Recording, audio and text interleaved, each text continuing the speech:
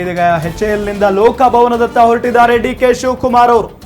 ರಾಹುಲ್ ಗಾಂಧಿ ಅವರ ಜೊತೆಗೆ ಲೋಕಭವನದತ್ತ ಸಿದ್ದರಾಮಯ್ಯನವರು DKಶಿ ಅವರು ಬರ್ತಾ ಇದ್ದಾರೆ.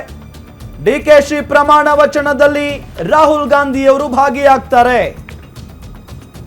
ಕೆಲವೇ ಕ್ಷಣಗಳಲ್ಲಿ ಪ್ರಮಾಣ ವಚನವನ್ನ ಸ್ವೀಕರಿಸಲಿದ್ದಾರೆ ಕನಕಪುರದ ಬಂಡೆ DK ಶಿವಕುಮಾರ್. DKಶಿ ಪುತ್ರಿ ಐಶ್ವರ್ಯ, ಅಳಿಯ ಅಮರ್ಥ್ಯ, ಪುತ್ರ ಆಕಾಶ್, ನಟಿ ರಮ್ಯಾ ಲೋಕಭವನಕ್ಕೆ ಈಗಾಗಲೇ ಆಗಮಿಸಿದ್ದಾರೆ. DK ಶಿವಕುಮಾರ್ ಅವರ ಫ್ಯಾಮಿಲಿ ಈಗಾಗಲೇ ಬಂದಿರೋದು. ಇದೆಲ್ಲದರ ಜೊತೆಗೆ ರಾಹುಲ್ ಗಾಂಧಿ ಅವರನ್ನ ಬರಮಾಡಿಕೊಳ್ಳೋ ಸಲುವಾಗಿ HALಗೆ ಹೋಗಿದ್ರು DK ಶಿವಕುಮಾರ್ ಅವರು, ಸಿದ್ದರಾಮಯ್ಯನವರು. ಸೊ ರಾಹುಲ್ ಗಾಂಧಿ ಅವರು ಬಂದಿದ್ದಾರೆ, ಅವರನ್ನ ಕರ್ಕೊಂಡು ಈಗ ಲೋಕಭವನದತ್ತ ಆಗಮಿಸ್ತಾ ಇದ್ದಾರೆ. DK ಶಿವಕುಮಾರ್ ಅವರ ಪ್ರಮಾಣ ವಚನ ಕಾರ್ಯಕ್ರಮದಲ್ಲಿ ಸಾಕಷ್ಟು ಸಂಖ್ಯೆಯಲ್ಲಿ ಗಣ್ಯಾತಿ ಗಣ್ಯರಿರ್ತಾರೆ. ಬೇರೆ ಬೇರೆ ರಾಜ್ಯಗಳ CMಗಳು ಕೂಡ ಇರ್ತಾರೆ, ಮಾಜಿ CMಗಳಿರ್ತಾರೆ, ಶಾಸಕರುಗಳು ಇರ್ತಾರೆ, MP ಗಳಿರ್ತಾರೆ. ಇದೆಲ್ಲದರ ಜೊತೆಗೆ ಹಲವು ಮಠಾಧೀಶರು, ಮೌಲ್ವಿಗಳು, ಫಾದರ್ಸ್ ಎಲ್ಲರೂ ಕೂಡ ಆಗಮಿಸಿದ್ದಾರೆ.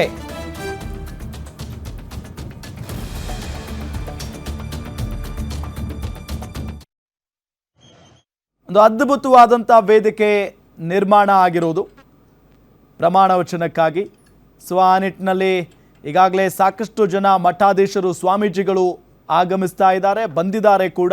ಈಗ ನಂಜಾವಧೂತ ಶ್ರೀಗಳು ಲೋಕಭವನದತ್ತ ಆಗಮಿಸಿದ್ದಾರೆ ಅನ್ನೋ ಮಾಹಿತಿ ಲಭ್ಯವಾಗ್ತಾ ಇದೆ.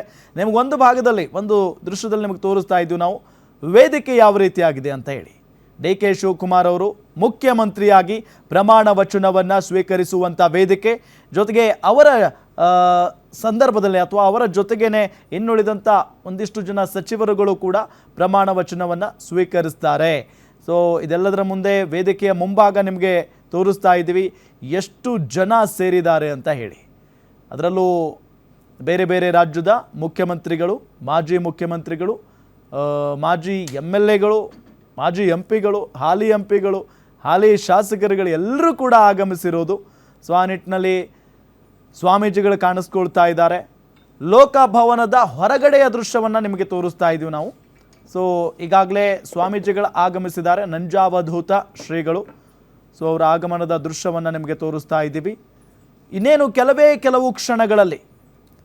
ಕೆಲವು ಕ್ಷಣಗಳಲ್ಲಿ ರಾಹುಲ್ ಗಾಂಧಿ ಅವರು ಲೋಕಭವನದತ್ತ ಬರ್ತಾರೆ.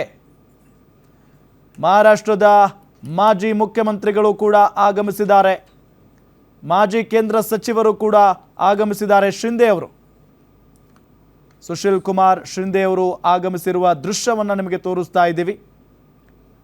ಸೊ ಆ ನಿಟ್ಟಿನಲ್ಲಿ ಬಹಳಷ್ಟು ಜನ ಘಟಾನುಘಟಿ ನಾಯಕರು, DK ಶಿವಕುಮಾರ್ ಅವರನ್ನು ಪ್ರೀತಿಸುವ ಅಭಿಮಾನಿಗಳು, ಕಾರ್ಯಕರ್ತರು ಹೊರಗಡೆ ಇದ್ದಾರೆ.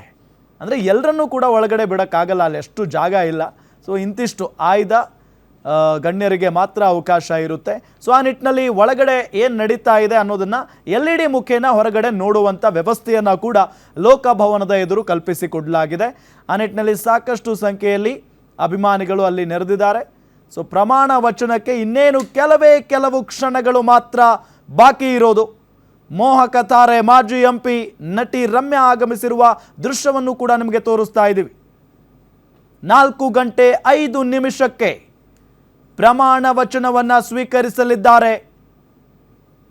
ನೂತನ ಮುಖ್ಯಮಂತ್ರಿಯಾಗಿ ಆಯ್ಕೆಯಾಗಲಿದ್ದಾರೆ DK ಶಿವಕುಮಾರ್ ಅವರು. ಈ ಕ್ಷಣಕ್ಕಾಗಿ ಎಷ್ಟೋ ವರ್ಷಗಳಿಂದ ಕಾಯ್ತಾ ಇದ್ರು DK ಶಿವಕುಮಾರ್.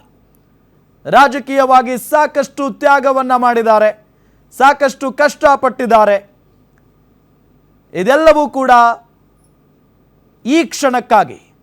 ಸೊ ಆ ನಿಟ್ಟಿನಲ್ಲಿ ಇವತ್ತು ಮುಖ್ಯಮಂತ್ರಿಯಾಗಿ ಪ್ರಮಾಣ ವಚನವನ್ನು ಸ್ವೀಕರಿಸಲಿದ್ದಾರೆ. ವೇದಿಕೆ ನೋಡಿ ಎಷ್ಟು ಅದ್ಭುತವಾಗಿ ನಿರ್ಮಾಣ ಆಗಿದೆ. DK ಸುರೇಶ್ ಅವರ ನೇತೃತ್ವದಲ್ಲಿ ಈ ವೇದಿಕೆ ನಿರ್ಮಾಣ ಆಗಿರೋದು. ವೇದಿಕೆಯ ಮುಂಭಾಗ ಸಾಕಷ್ಟು ಸಂಖ್ಯೆಯಲ್ಲಿ ಗಣ್ಯರು ನೆರೆದಿದ್ದಾರೆ.